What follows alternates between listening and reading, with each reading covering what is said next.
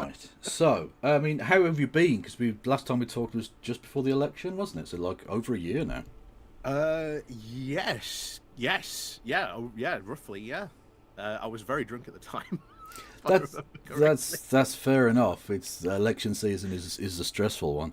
I think I'd just been out and out that night as well. So yeah, I was quite drunk a bit in that conversation last Fair time. enough. That's absolutely fine. Um, yes. So, I suppose we'll start off light and say, how do you think it's gone for the Labour Party over the last 12 months? Um, last time I said, it's never such thing as a perfect government because they've done some things that I don't like. I don't agree with the direction on the trans issues. I think that's a ridiculous way to go down. The direction that they've gone in that. Not the biggest fan of West Streeting, but hopefully in the heat he'll melt like a wax figurine. But there you go. um, and of course we've got what winter fuel allowance. I sort of wish Starmer had stuck to his guns on that in a bit. In a few respects, I think the main conversation should have and always been around where do you put the line? If you are going to make it means test it, where do you put the line? Right. I think that's where the conversation should have been. I think that's the conversation they should have always gone for and tried to had. But no, so fortunately you turned on that. I think some of the PIP stuff as well, while the bill, some of the stuff in the bill I actually do quite like. I think the right to try stuff, I think that's really, really good. I think there's a good thing about all the extra money that's going to go into disability stuff in that bill. Obviously quite good. Again, not the biggest fan of cutting people's, personal disability payments. But that got stopped by over 100 Labour rebels. Okay, so I mean, you make a fairly good argument that it hasn't gone well. Well, that's just some of the stuff that hasn't gone well. Meanwhile, of course, by all means, take us through the things that you think have gone well. So, first of all, immediately, Rwanda plan scrapped. Immediately. I think that was a great first opening move to it. Okay, what I will say, and I agree with you, by the way, I think it was good to get rid of that. I think the reason why it was gotten rid of has been somewhat overlooked. It wasn't because it was illegal or an abomination. It was because it wasn't the most efficient way of being cruel towards migrants. I don't think he was even that reason. I think it was just the fact that it was a plan everyone knew was not going to work and that was going to be spent a lot of money on basically a plan to send 12 people. Yeah. Immigration is, unfortunately, is the hot button topic. I can tell you that. It is. It certainly is. It's frustrating. I don't know if you've had any conversations with locals. Yeah. But in my area in particular, trying to give people like, hey, why are you focusing on all this, immigration stuff when, this is the case. Most people come here legally. They do follow the rules. They're perfectly fine. People do come here and seek, asylum. The vast majority of them are all asylum seekers. They're not, pretending or anything like that. Right. You try to give people these facts, and there really is just a case of, unfortunately, a lot of people just do not care. Well, that is true, really worrying. And I understand why he doesn't have the same policy as I would have, I suppose, on immigration. But do you think, for instance, that such a hot button topic was served particularly well by kind of pseudo quoting the Rivers of Blood speech? No, really, to be honest. Again, it wasn't the best thing, to be honest. But no. I think this is just the fact that their comms in particular, and this has been a constant thing for me, really, even before the election. Labour comms has always been Not very good, to be honest. I think, to be honest, Morgan McSweeney needs to go. Yeah, I think that's definitely true. Yeah, He definitely needs to go. Yeah. He's done his job. Someone else needs to come in now. How do you feel, talking of comms, I suppose in a slightly looser sense because it's civil service, but how do you feel about him hiring a former editor of the Sun newspaper and Murdoch press bitch as his communications strategist? Well, again, interesting take, because I think like, this is my sort of area of where I work. I work in this sort of particular field. My genuine viewpoint is, you look at the situation we are in now, at the moment, who you are trying to push back against. You're trying to push back a lot against this populist rhetoric. Makes quite a bit of sense to hire someone from the Sun. You might not 100% disagree. Disagree with like the person and like where they're coming from, but sort of makes sense to hire maybe someone like that to sort of. I'm not sure that quite works, because I mean, if populism is about there being a corrupt elite against the people, then surely hiring someone who was the tool of a billionaire who has basically chosen the last dozen prime ministers we've had doesn't seem to me like that's really going to click with the people of Sunderland. Well, at the end of the day, we'll probably find out. Like I say, his main work is to sort out that messaging, to sort out the comms. So we'll wait and see. We'll wait and see what happens, and how he changes any of the potential strategies that might go forward, or he might change the messaging or something like that. I think it's still too soon to sort of tell. His effects on that. But I think surely it's not just comms, though. I think you really do have to look at sort of policy as well. The continuation of austerity has been, I think, particularly grotesque.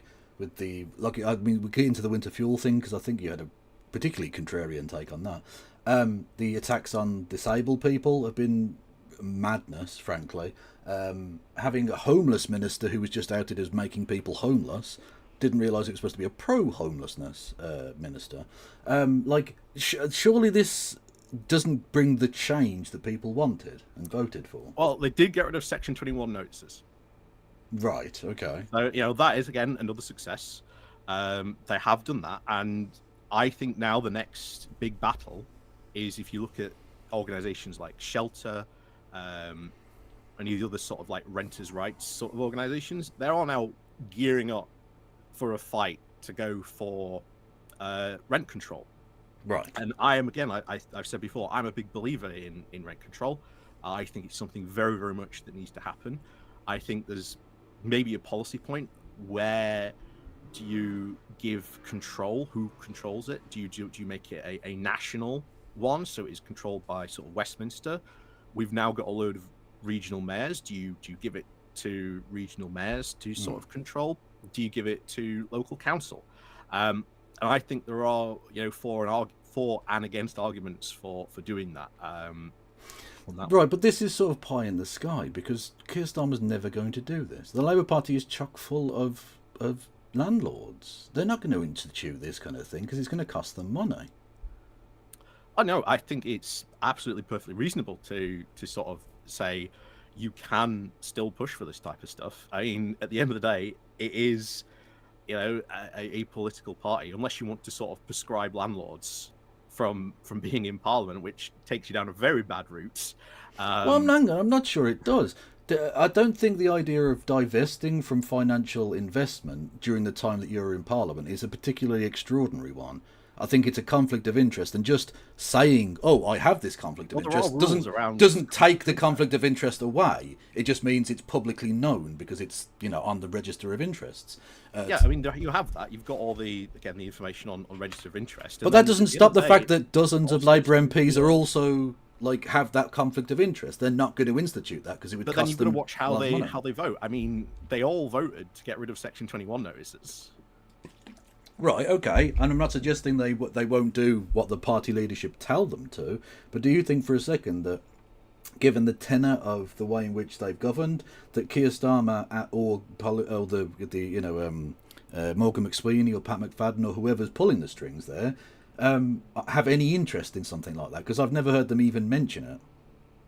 Well, again, I don't know at the moment.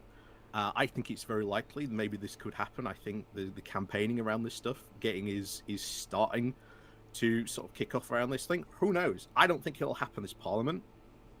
Maybe anything like that at the moment. Well, it won't happen at all then, because well, no, I think it could happen. I think it absolutely will happen.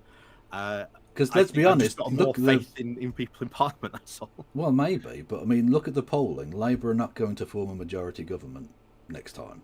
That's pretty obvious at this point. I think it would take a seismic earthquake, the likes of which I can't even imagine. 2029 is a long, long way. Give it time. Well, actually, if it lasts that long, frankly. Yeah. But yeah, it is a long time. But like, even if they pull it back a bit, which is, I suppose, reasonable, that's still not a majority territory they're in. Especially with the fact that it's now not a straight two-way fight in most seats anymore. Well, you say that it could be, a minority government, but I think the one party everyone is not really paying attention to at the moment is the Lib Dems. Right. There's been a lot of polling recently that says that the Lib Dems are doing actually really well in a lot of the old Tory areas, but they are also the party that is attracting a lot of dissatisfied Labour people. In fact, they are the biggest attractor of dissatisfied ex-Labour people, according to one recent poll. I think it was last week that came out on that. So any potential Parliament you probably could look at, it might be maybe it could be Keir Starmer and Ed Davey. Okay, there's a couple of points there, I suppose. It's sort of hypothetical, but whatever. Do you think the Lib Dems want to do the same thing they did last time and get into bed with a political party who might shaft them? And secondly, even if this does happen, I can't imagine that a party less economically, historically progressive than the Labour Party, which is the Lib Dems, are going to want to get on board with something like rent control. I mean, Ed Davey was literally a cabinet minister under David Cameron. This is not a progressive economic person we're talking about. I mean, he may do. It depends when you start to see this sort of stuff, get called for. And I think when the campaigns start getting really up to speed in rent control, that's when I think you'll start to see who is going to be supporting what. And well, what exactly I hope you're right. I genuinely do. I think that would be a wonderful thing. But this sort of goes back to I think that one of the cruxes of our disagreement last time as well, is that you seem to think that staying inside the Labour Party and fighting for these things is really going to achieve anything. And I would point to the last year of complete and utter failure to change things for the positive within the Labour Party as an example that they have no interest in changing. So we have had good changes. So, the Tories made it harder to strike. Labour have made it a lot easier. The Tories, tried to force strikers to work. Labour binned it. Thatcher let landlords chuck you out for no reason with Section 21 notices. Labour has ended that. Labour killed the Rwanda plan in instantly 1 month. You want to talk about justice? To be fair, that was Northern Ireland Inquest ban. Okay, to be free speech, fine stuff. To be a couple of points I do have to raise. Firstly, the Rwanda policy was already before the election, so that's not a policy of change as such. That was already sort of a pre-existing plan. No one pushed them to that. That was a thing. One of the very few, unfortunately, things he did claim to do and then actually did. And secondly, when it comes to workers' rights, I mean, the bill having been watered down is very disappointing. But secondly, even though, like you say, I think it has been made slightly easier, you still have the Tory... sorry. I mean, a slip of the tongue, I suppose. You still have the Labour Health Secretary calling for healthcare workers to cross a picket line. Yeah, again, I don't agree with, West Street, so you're not going to get any disagreement with me on that. Okay, but you seem to disagree with so much and yet want to stay in a political party that seemingly don't represent you. But they do, more than they don't. There are lots of progressive groups in Labour. I think we sort of said this before. I mean, there's still, again, momentum. There's Open Labour. There's the Socialist Campaign Groups, Compass, Fabian Society. Labour for the Green New Deal, Right, but the LCR. Labour left have been gutted. Let's be honest. You've got, I mean, is it 12 MPs? The last count I had have been suspended, and they've all been left MPs. Really, it seems the kind of factionalism of the pre-election days hasn't really stopped. Well, that's political party. That's how normal things go. There will always be, factionalism. I think Starmer. But I was told under Corbyn this was Stalinism. You were gulagging people. This is a terrible thing. Well, again, I didn't agree when this happened to Corbyn either. I think he's been a bit too heavy-handed, to be honest. I think he's not desperately, but he's tried to sort of, I think, enforce parliamentary discipline, particularly after, what God knows how many years of bizarre, strange Tory governments that we've had. Yeah, but exclusively by getting rid of discipline. I think there is a sense of discipline. Yeah. I think there is kind of an importance to it when it comes to that. Right, but exclusively by getting rid of the four most sort of left-wing MPs that were sort of left in Parliament. But you still have lots of left-wing MPs in Parliament. You have some, certainly, but I mean, again, his answer isn't ever to go after the kind of centre of the party or the right of the party. It's exclusively his guns are aimed at Diane Abbott and those sorts of people. Yeah. Yeah, exactly. That's what I mean. So that's so the idea that you can push him to the left when, like, if this guy was any more right wing, you campaign for stuff. Crazy. You campaign for stuff you want, and doing it within a party is always the best idea to do it, particularly now that this is the party in power. Well, in office. I don't like the term in power. That suggests a domination, and they are our servants, not our masters. But that's a slightly different digression. Okay, so we have to get on to, I think, Keir Starmer's foreign policy. Yep. I think we largely agree on Ukraine. I don't think that needs to even be gone into particularly, which might sound flippant. I'm not looking forward to what happens in Alaska. Jesus Christ. Yeah, no, it looks like it's very unpleasant. Yeah. But by and large, I think we agree, so we can put that to one side. The other horrible issue, of course, is what's going on in Israel/Palestine right now. Are you comfortable with the Keir Starmer/David Lammy acquiescence to genocide? Well, they've put sanctions on, Jewish settlers. They've actually been quite diplomatic, even though, again, I don't think people want them to be a lot harsher. Diplomatically, when you look at what they're saying, it's pretty much, hey, you need to stop this. We've got the recognition of Palestine coming up in September, which is, again, what a lot of people have been calling for quite some time. So that's finally happening. Right, but why delay till September, and why caveat it with if Israel agrees to a ceasefire? Because I've said this before, we in the UK do not have leverage. Well, I think that's actually an argument more for doing it, because again, I don't think we have any real leverage. I think this ultimately is if the President of the United States decides to do a thing. We aren't the global superpower we once were. We can't call the shots in Palestine as we did a century ago. Yeah. So, but the point therefore is holding it up as leverage when it isn't leverage, because realistically they don't care. They'll make a big noise about it because, of course, Israel always makes a big noise about anything that's vaguely against them. But just do it then. Just do it, because it shouldn't be used as leverage when it's not leverage. It's not realistically even soft power. All it is using a thing that should be a right of a sovereign people, the Palestinian people, to have a state, and using it as some sort of bargaining chip with the government that's currently killing them. What else do we do then? Well, do the righteous thing. Stop defending them at the UN constantly. I mean, I still think that Israel is still going to continue regardless. Oh, probably so. And I don't think for a second. But we could do right. What we could do is say, okay, they're killing the people, they're starving them to death. Shall we stop sending them weapons? We can't. This is not conscionable. It would not have been okay to send the Rwandan people weapons during their genocide. It would not have been okay to arm the Germans during their genocide. This is not a remotely acceptable thing to do. It's also not acceptable to use spy planes from RAF Akrotiri over southern Gaza as well, which has been happening and continue to happen. This isn't just... What are those spy planes being used for? Well, we don't really know, and that's sort of part of the problem. How do we not know that those spy planes are like the big reason why we don't know about all these atrocities?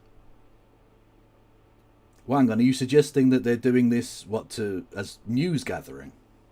I think, in my opinion, from what I have seen, I think these surveillance flights are more being used in basically an attempt to sort of say, we are watching Israel, we can see what you're doing.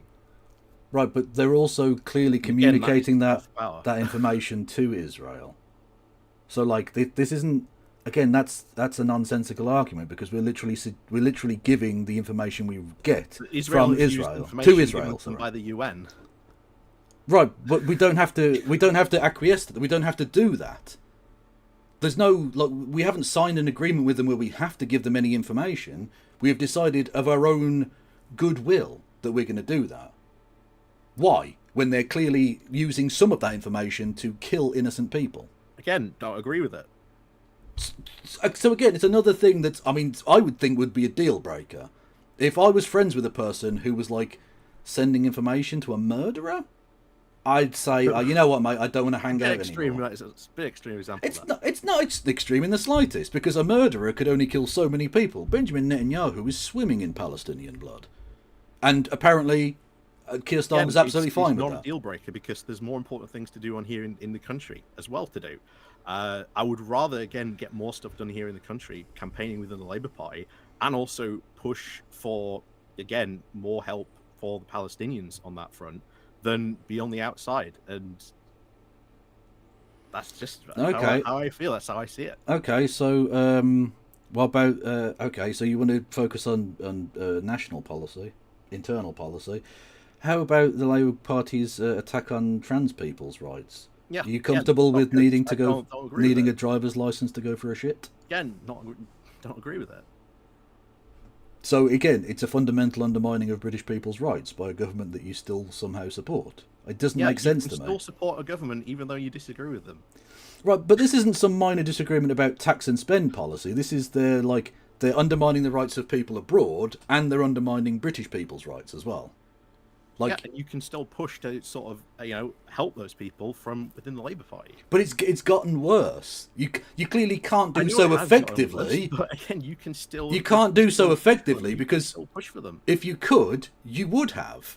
I don't deny your intention. I'm not for a second suggesting that you're bullshitting me here. You genuinely want this and are fighting for it. But it's been so ineffectual to the point of basically making no real difference, and it's gotten significantly worse in significant areas, that it doesn't seem to me that the Labour Party under the current leadership are not just capable but willing, even negotiating that change. In the party to push for, to push for that. Right, but you are in the party and you are pushing for that, and it's gotten you nowhere. You still got to do it. You don't win every battle. You've got to keep on. What battle? Okay. What battles have you won? So again, we've got rid of Section 21 notices, which I think are good. You've got most really.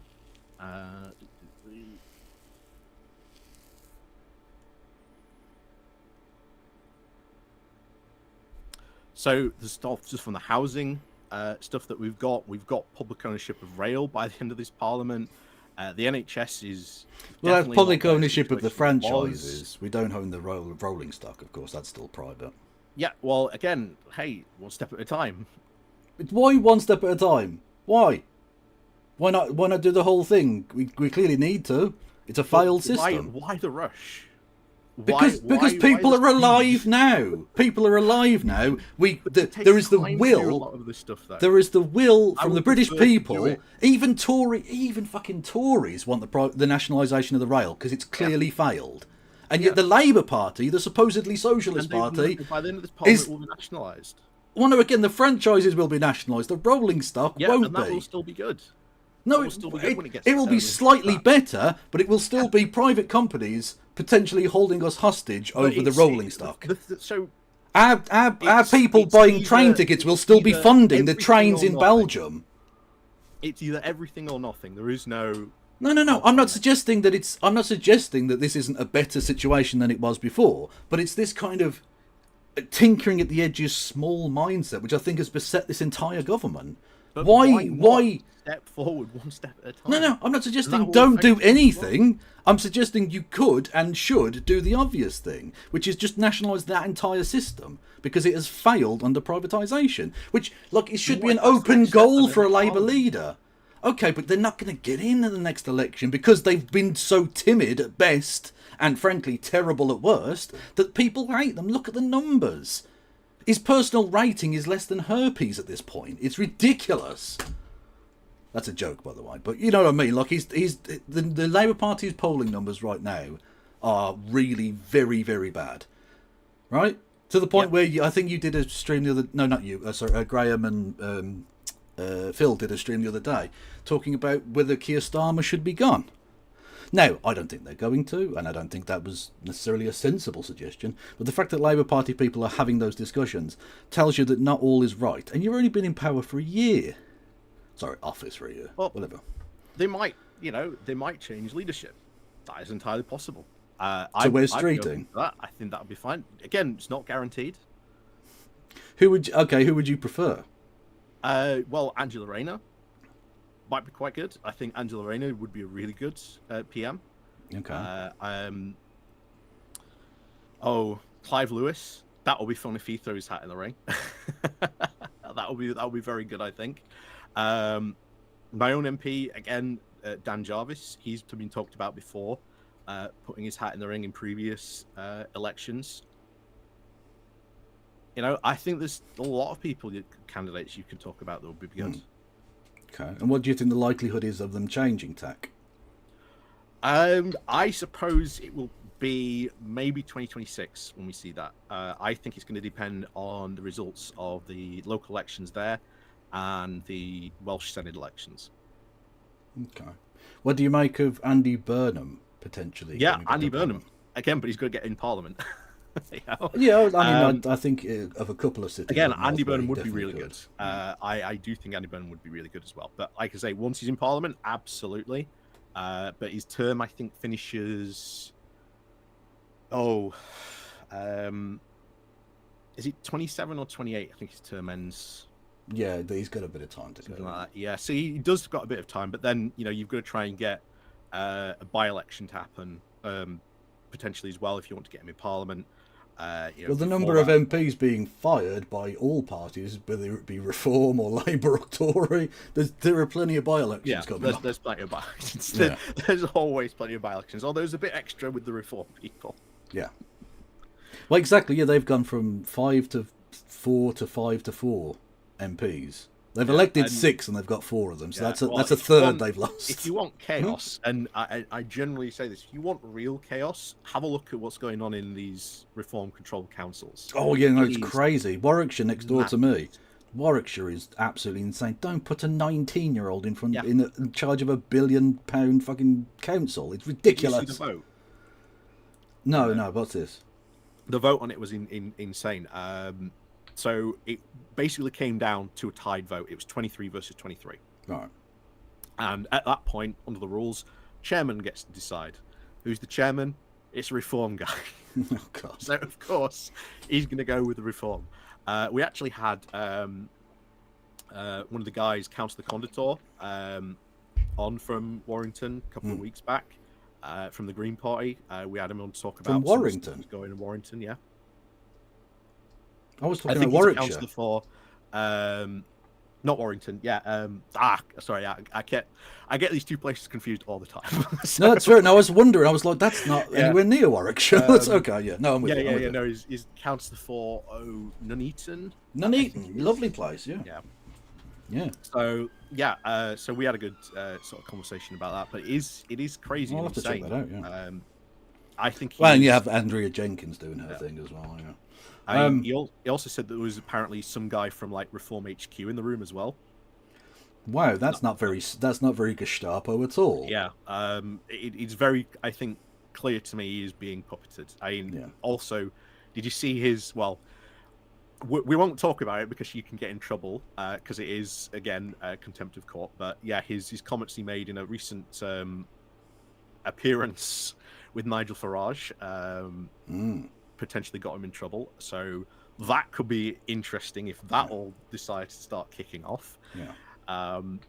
But yeah, this is interesting time there for sure.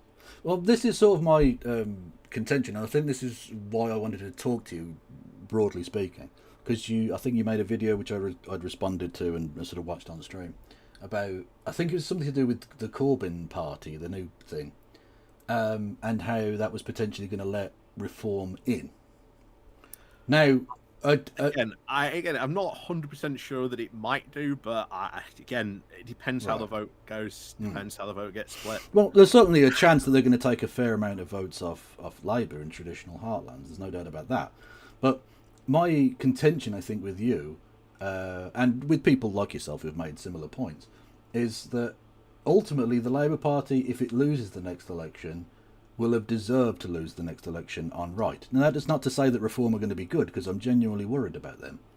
But you'll have essentially not provided the change you promised and lost on your own merits. Because ultimately it's not splitting the left vote when Keir Starmer isn't on the left. I think it's more about splitting the vote overall. I mean, if you look at the left vote in general in the UK, I think we again talked about this last time. There's that chart that is something like how you divide voters up, and it's like 25% on the right, 25% on the left, and then in the middle you've got the massive like 35% who consider themselves centrist. I think that's a rather old school way of looking at it. I think things have polarized in the last 20 years. Again, certainly post Brexit, I think. Well, the last time that was done, I think it was 2019. Right. And actually, the centrists went from 30% to 35%. Right. So, you know, we are unfortunately outnumbered by centrists, like it or not. And you've got to work with them. You've got to appeal to them as well. Well, that's fine, but it seems to me that the party, like Keir Starmer came out and said, if you don't like the changes we've made, the door is open, you can leave. So people left, and now they're being chastised by people for having left. To quote one anonymous source, I think it is at Labour HQ, they wanted to shake off the fleas. Okay, well, the fleas aren't going to vote for you then, are they? Well, that's how voting works. You know, if you don't like the party, don't vote for it. Well, exactly, but that's the point. But then you'll be chastised as, oh, you're letting Reform in. No. If you lose, it's because more people wanted to vote for Reform than vote for you. The thing is, it's a hypothetical at the moment. We'll see what happens when 2029 happens. Well, no, absolutely, If there is, and there are seats where another party could have won. It might not even be necessarily Labour. It could be the Lib Dems. Maybe it could even be Green Party potentially. Yeah. What if it pulls votes away from them? Okay, well, you didn't give the left any reason to vote for you. You literally said that they could leave. Not you, Keir Starmer said that you could leave.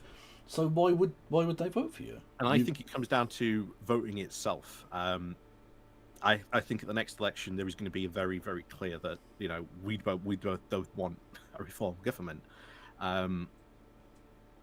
Okay, you might have to not vote for the party you necessarily want to vote for if you don't want a reform government. Okay, but I've been used to people saying the same thing about the Tories, right? So they used to say you have to vote Labour to keep the Tories out, and there was a certain power to that, a pull factor to that. Again, it wasn't just the Tories, it was the Lib Dems as well. Well, yeah, exactly. That's why tactical voting was important. The big thing is data at the end of the day, and it's getting data, that information out to the people in those constituencies, those area. Yeah. This is the party you need to vote for. But in saying now that you're you have to vote for us to stop reform, is that in a sort of way a sort of tacit admission from the Labour Party that they have become the small c Conservative Party in the British structure? Again, I don't think they have really become like the small c Conservative Party, but I'm sure you'll disagree with me. But I don't think they have. I think they've continued a number of their sort of austerity type policies, haven't they? Well, the two-child benefit cap was a very easy open goal for them, and they didn't bother. They kept that cruel Tory policy. The upcoming budget is, I think, going to be interesting. there's talks now of taxing gambling companies. Right. Don't Okay, know if you've seen that. I and think that's that will be fine. good. Yeah, I I'm think that will be absolutely a fine very with that. moral good for society if you start taxing the gambling companies. There is increased calls now for a wealth tax coming from within Labour. I think that is very, very good to see. How likely do you think that is, given, let's say, his propensity for taking money from rich people and changing policy on that basis? That all depends again on the support that comes for supporting that policy, which again I will support, and I will write to my Right, MPs. but it doesn't really, does it? Because again, there's massive support even amongst Tory voters. There's a massive, or there is a majority of people who want to nationalise full nationalisation of the railways, and they don't do that. So clearly, what the people want, or even what the party want, seems irrelevant to what Downing Street does. Lord Again, Ali seems to have far more sway than 70 million Britons. well, again, if you want it, you've got to campaign for it. Right, but again, you don't achieve these things within the Labour Party. That's clear. They've made that very obvious that they're not interested in making these progressive changes. Nationalisation by the end of this, Partial nationalisation, yeah. Partial nationalisation. True, but even the Tories had started the nationalising or taking in-house of the franchises, so it's not like that's a particularly radical or, progressive policy. The Tories were starting that. Now, whether they'd have gone all the way that the Labour Party have, who knows? But frankly, again, I doubt they would have. well, I mean, who knows? If a majority of their voters wanted it, it's not impossible, I suppose. And that's where it comes down to. It comes down to, supporting the policies that you want. You don't necessarily have to agree 100% with the party to be a member of it. But I've brought up a lot of, I think, very big issues which you just say, well, I disagree with that, which is fine. You can disagree with that. But if you disagree with so many very core parts of public policy, I don't know why you think the Labour Party is your home, because it clearly isn't. Because that's the party that is in power, and that's the party that I still believe is again very, very progressive. There's lots of still very progressive MPs in there. In what areas can I ask are they progressive? Okay, so you want to look at what happened yesterday, because what happened yesterday was quite actually interesting. Okay.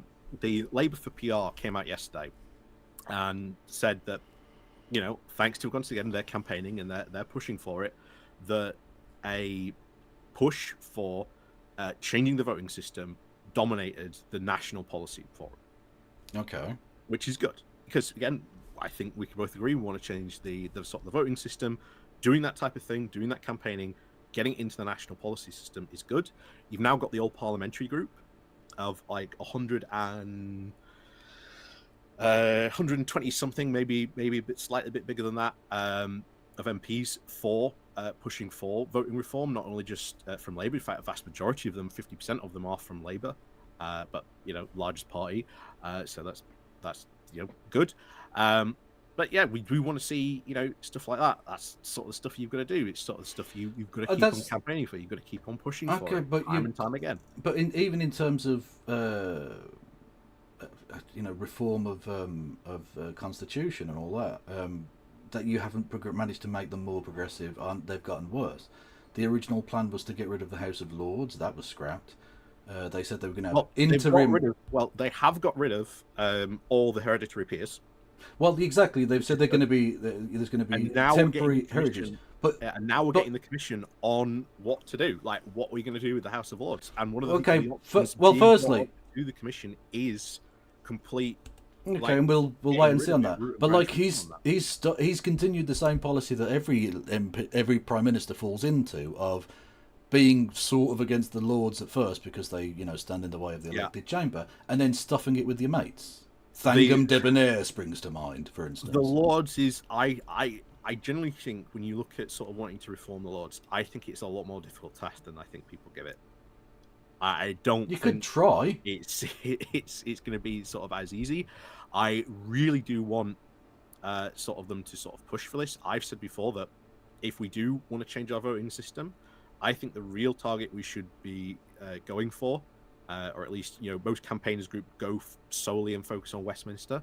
I think we should be looking at House of Lords, because House of Lords, again, across all parties, is needs reform. Yeah. Even the Lords themselves agree that the House of Lords needs reform. There was a True, but really this cool is, article a couple of years but ago there's, about Lords yeah. discussing House of Lords reform and Yeah. how frustrated they are with the fact that they themselves cannot agree on reform. Yeah. Well, this is the problem, and I think this goes to the core of what the Labour Party's issue is. Essentially, it's outsourcing of policy to quangos. How many commissions have been set up? How many inquiries? How many boards of inquest? Like, it just have a policy and try and get it through. You have a massive majority in the Commons. Now, I'm not saying that getting it through the Lords is necessarily that easy, which is part of the reason you need to stop the reform, stop the Lords from being an undemocratic. I agree with you on that. My biggest sort of disappointment is I really want them to be a heck of a lot more brave using their majority. One thing that again frustrates me was again going back to the winter fuel allowance stuff. Yeah, we did want to get onto this because your thing was, I think, the exact opposite of my point. You said that you thought you would hope they'd stick to their guns with the initial policy that was incredibly unpopular. Yeah. Yeah, I mean, I do believe the winter fuel allowance should be means tested. Why? It is very, very obvious there are a lot of pensioners who just really, shall we say, well off as not to need the winter fuel allowance. Yeah. And I think giving them that is a waste of money. I think we can agree on that. Right, but as is always the case with means testing, there are a number of issues. Firstly, there's the kind of weird bureaucratic element of it, where you often end up not saving all that much at all because you have to employ so many more people to do the means testing. Secondly, you can have people fall through the cracks. The means testing, from what it was, from what I wanted it to be, was how much, like, where the money that you are receiving, and I think that's sort of where it should be. We saw, of course, a lot of people sign up to pension credit, right? But some don't. And again, some don't. Some don't get it. Some people are going to fall through the cracks. Yeah. Well, no. Again, I think that should be where the conversation should have always been. Where is that line? Where do you draw that line? And that's the conversation that didn't. Okay, but the problem you have is. Attacking the universality of it means, I think, undoubtedly there are going to be people fall through the cracks. And frankly, I don't really care if Mick Jagger gets 500 quid for his heating, as long as all of the poor people who need it get it. And secondly, you can tax it back later. You don't have to do this weird bureaucratic, like, penny pinching nonsense thing of, like, and of course it's just an awful communications nightmare. But one of the very first things they did, and it became the story of the kind of late summer into the autumn, was this, they want to freeze Granny, which wasn't the plan, but that's what it got spun as. Because again, it's the Tory press. That's what they're going to do. So don't give them the own goal. Don't give them that Don't give them that ammunition. Just have it as a universal benefit, so all pensioners don't freeze. That's a good thing. And then tax it back from, Mick Jagger or Rod Stewart or, rich people who don't need it. You can tax that money back later. It's not a problem. This, to me, once again shows, unfortunately, that the voting bloc in particular, for old people, is still incredibly powerful. Ludicrously so, yes. Because you've got the infamous 2017 election, which became the winter fuel allowance general election, if you remember that. Yes. That almost defeated, Theresa May. Yeah, the death tax thing? Yeah. Yeah. You've got, again, this, and it worries me for the fact that what if you want to, for example, undo the triple lock? You look at a lot of economists, experts that are out there that are like, the triple lock is going to quickly become very, very much unsustainable. Yeah. You need to undo it. What happens then? Yeah. When you try to undo it and you get this kind of backlash, especially when you've got a party like Reform, which at the last local elections, they pretty much ran on the fact, going around doing all their leafleting, oh yeah, if you vote for us, they'll undo the winter fuel allowance. Yeah. Well, exactly, yeah. And absolutely. Well, people forget. I mean, when we talk about the ballooning benefits bill, the vast majority of benefits are was it beyond working age benefits? I think is the terminology or whatever. Basically, pensions, right? That's the vast majority of it, and yet the only thing that never ever gets touched is pensions because you can't because it's electoral suicide because old people vote. I think that's why I wish they had stuck to their guns. I think it should have been means tested. I still think it should have been means tested. But again, that's people are going to fall through the cracks, man. I don't. It just seems like a sort of. Where's that crack? How much? Well, income the number of that crack out? okay, but the number of people, and it was already admitted by them, the number of people that didn't apply for pension credit, sorry, that would have gotten it but didn't for whatever reason. Older people are set in their ways. They're not necessarily very good with filling in forms, or they just don't want to. They just don't want to apply for this thing. And if you set it at that, it means that people who are poorer, who do need that extra help, aren't going to get it. And it doesn't matter to me whether it's 10 people or 10,000. Because the whole point of the winter fuel allowance is to make sure that poor pensioners get that allowance. And I think that's where, again, you've got to look at it and go, right, where does the line need to be drawn? Where does that benefit need to be? But it's so much easier. If it is hard, how easy can we make it? It's so much easier to just tax the tiny amount, because when we're talking about very rich people who don't need it, if they're not going to heat a mansion or whatever, the amount of tax extra you would have to put on them is minuscule. Just do that later. As you just said, how can they tax it back when you just said doing that will be electoral suicide? Well, no, because again, you're doing it to like a tiny number of people. We're talking about like a few thousand people who probably aren't going to vote Labour anyway. I mean, you can just see the headlines already. Well, it can't possibly be worse.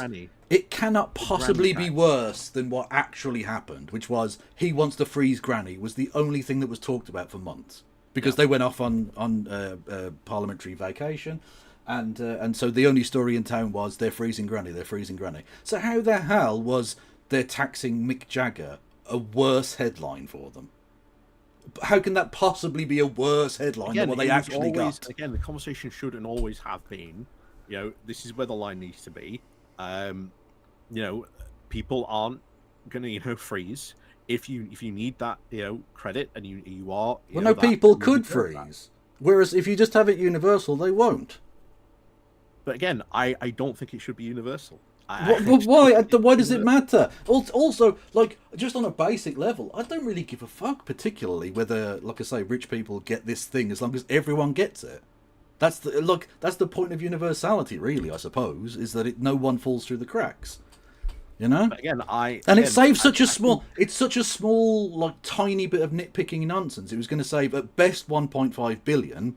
And then we announced, 2 months ago, an extra 80 billion on defence. Like, come on, no one's buying this nonsense.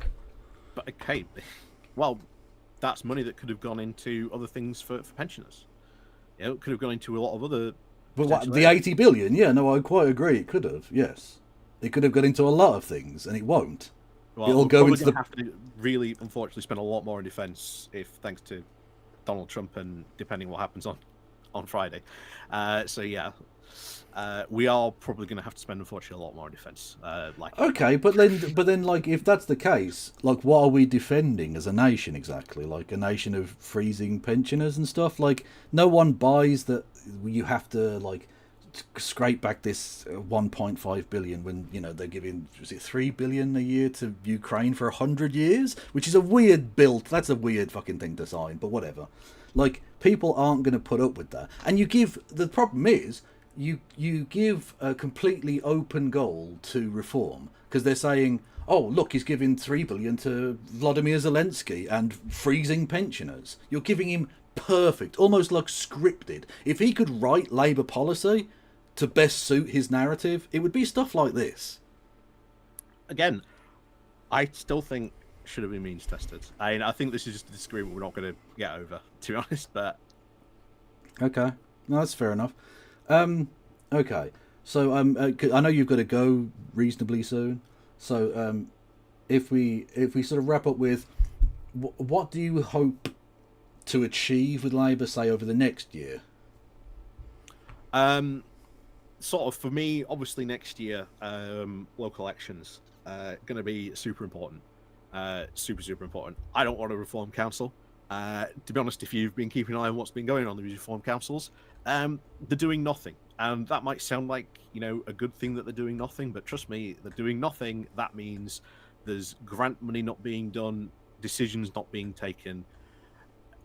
Eventually, they're going to come up into some serious problems because, they have to make a decision, and, well, they're not there to make the decision. So me, sort of, personally, I'm going to be out in my local area, doing basically what I can to sort of do that. I think Labour in my area has done a really good job recently, in the town square, and what they've done on that area. I think it's been absolutely fantastic. I think the 2030 plan is great. I think it's a great direction to sort of take the town. There's some community wealth building going on in all that as well. So that's where I'm going to sort of be doing my efforts for the next sort of year or so. So not so much about trying to change Labour's policy. To me, my immediate threat is local elections and not having a reform council. No, that's fair, but like, is that short-termism at the detriment of the long-term turnaround in Labour's fortunes? Because again, the numbers are going in one direction, and it's not positive. Well, again, 2029 is a long way away. Well, true, but next year isn't, and the year after isn't. We'll have to see. I still think it's still way too early to be making any kind of predictions for like the 2029 election. I think it's way too far off. Well, yeah, but I mean, you have elections in local councils and stuff basically every year, and you have by-elections as well, and the Labour Party not facing wipeout in some areas. No, not in all the areas. Well, no, I didn't say all. I said some of the areas. Yeah, depends which area. That's where sort of, particularly for me, like I say, in my local area, I really do not want a reform council, purely because I think the current Labour administration have really gotten the town into a really good state at the moment. They've got some. Really Is there a possibility, like a realistic possibility of reform? I don't want you to dox yourself, but like. So again, unfortunately, my town decided to have a referendum because we used to do 2 tranches of elections. So we've got a total of 63 councillors, I believe it is, something around there, and we do them in 2. So you'd have 30, and then 2 years and another 30. We've now decided to go, okay, what do you people want to do? And the good people of Barnsley voted for all 63 at once. Right. Okay. My best sort of effort is really sort of making sure I'm getting out there. Really getting out there, door knocking, and making sure that people are aware of like what their candidates have been up to, what they've been doing. I'm sure you're aware of yourself just how bad like perception is of local government in general. Yes. It's very bad. Well, a lot of councillors get a lot of stick that they do not deserve.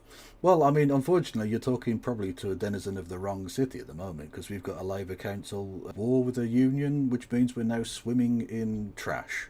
Oh yes, yeah. So that's very pleasant. Honestly, the decade of renewal doesn't feel very good so far in Brom, I have to say. Well, I am all about hopium and hope. I know I annoy a lot of people about this, but I don't mind. My politics and my sort of view on politics is always to be sort of hopeful. I think you get more done looking at things through that area and lens of politics, and it keeps you going in the long run. But so, when does hopium become copium? It's never hopium to begin with. I think you've got to be active. I think you've got to get out there. I would always encourage my audience, write to your MP. Commit to writing to them at least like 3 times a year about a topic, about a subject, something that matters to you. Go and see them in the surgeries. MPs get very few visitors in their surgeries. go to your local town council, speak to your local councillors. Okay, but what about if Get your involved local in politics? what about if your local MP is Nigel Farage and he's never been there? Well, well, You can't thank you go the to a local surgery Labour that doesn't Party. exist. So Thank you to the local Labour Party. They've actually managed to keep some of their local offices they had in that area still running, and they're actually providing all that information that Nigel Farage's office and what they should be providing to the people of Clacton. See, that's positive because he's been to America more than he's ever been to Clacton. Yeah, I'd be very interested to see what happens to Nigel. He's been putting a lot of pressure and effort on Kent. Yeah. I don't know if you saw the guy who got fired. No. So there was Nigel made a grand trip to Kent a couple of months back, and immediately after, the day later, all the sort of ministers got basically given their marching orders. The guy who was in charge of, I believe it's roads and highways, said, "No, I'm not going to do that," and basically was told to if you stand up and leave, you will be fired. To which they then put out an interesting press release of, "Oh, don't worry, he left on very amicable terms." To which he then replied, "No, I was never left on any amicable terms. I was ambushed and in a very, very heated meeting," which is again fascinating if you want to go read about that. But yeah, I think he's putting a lot of pressure on Kent, and it wouldn't surprise me if at the next election he changed constituencies down to Kent. Well, he's fought in Kent before, of course. Yeah. Oh God, what's the seat called? It doesn't really matter. Anyway, he's fought a Kent seat in the past. But this is sort of the problem I have with or one of the functional problems I have. He's very Trumpian in that he doesn't want to put any work in. Now, in the American system, it's slightly different.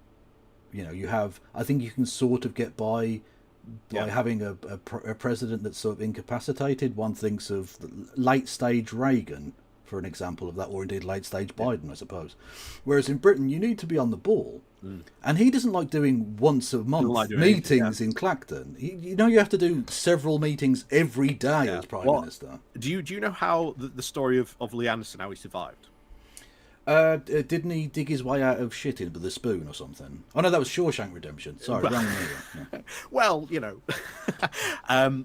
everyone remembers, of course, he got fired, from the Conservatives, and then he went and joined Reform. And people remember he went absolutely almost radio silence. He sort of almost disappeared off the radar. Yes. For like a good period. That was because he actually went and started doing work in his local constituents, and really started like getting in there and working in his local area. That's how he managed to survive. Whether Farage will be able to pull that same miracle out of a hat, who knows? But well, I don't know. He seems he's rather a louche character. He likes to drink and party and not turn up for work, which isn't a great look for a prime minister, really. There's already been a couple of videos of, I think, people have gone around actually interviewing them. They're not happy. Yeah, they're not happy. Well, they shouldn't be, because regardless of the politics of an individual member of parliament, they should care. They should try. They should put in the work. You're paying them £80,000 a year. No one forced them to do this. This is something you have to work for. The least you can do is put in some effort. Thank you so much for saying that. People should care. People should care about who their MP is, their councillors, etc. And a lot of people don't. I think it's a great missed opportunity that candidate selection I think is not opened up. I do understand sometimes maybe having to parachute people in. Maybe there isn't a good enough candidate in the area, etc. But surely then you can train people to be better candidates. Maybe get them on the council, see how they do as a local councillor. All this type of stuff that is, I think, really important to sort of democracy as well. Yeah, absolutely. And I think we'll end on that amicable note and say, thank you for coming on. Sure, no problem. Anytime. This wasn't too confrontational. No, it was all right now. Yeah, and we'll maybe convene in another year and see how things have gone. I will bang the gavel. I will bang the gavel. Yes, set the next AGM date. Will do. Thank you for coming on, BowlerHatMan. Much love. Cool, excellent. No, like I say, thank you for having me. Like I say, anytime. Like I say, I'm more than happy to have conversations and anything like that. You know, I am unfortunately from Yorkshire. I am cursed with wanting to have conversations and speak and talk with people. So it is a curse and a cross that I have to carry. Well, indeed so. And we'll speak another time. Have a Cool. good one. Excellent. You too. Bye bye. See ya.